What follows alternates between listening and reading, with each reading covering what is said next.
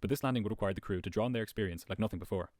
They had been flying for 15 hours at this point, and had been dealing with an unfamiliar set of failures for the past 30 minutes.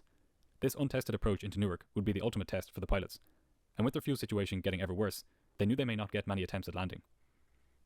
As the pilots flew the aircraft in the rough direction of the runway at a speed of 135 knots, or about 250 kilometers an hour, they could see nothing but whiteness out their windscreen. With every passing second, they became increasingly desperate to see the runway. If they couldn't see it by about 400 feet, they would have to go around. At 1,000 feet above the ground, the crew got too high above their ideal approach path. They used the vertical speed mode of the autopilot to increase the rate of descent from 800 feet per minute to 1,200 feet per minute. Because the pilots had put their aircraft into a steeper descent, however, it started speeding up. If it got too fast, the crew would be unable to land, and would have to waste precious fuel going around for another approach. At this point, the captain disconnected the autopilot and started to fly the aircraft manually. He lowered the flaps further in order to slow the aircraft down. At one point, in the control tower, a warning displayed on the controller's screen that the aircraft was getting too low to the ground. 101.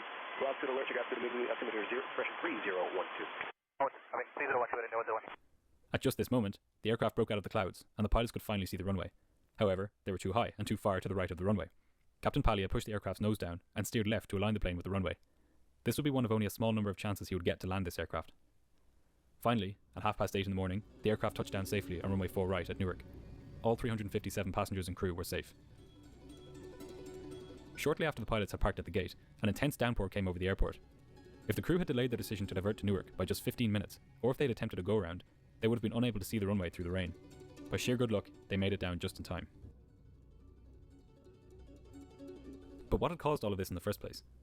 The 777 is one of the safest aircraft in the sky, with layers of redundancy built into every aspect of its design. How could so many important systems fail?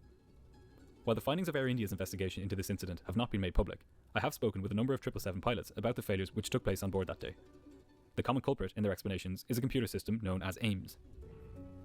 AIMS stands for Airplane Information Management System. It's a computer housed underneath the cockpit in the engine and electronics bay of the 777, and it acts as the brain of the aircraft. It uses 4 electrical buses to transfer information between different aircraft computers.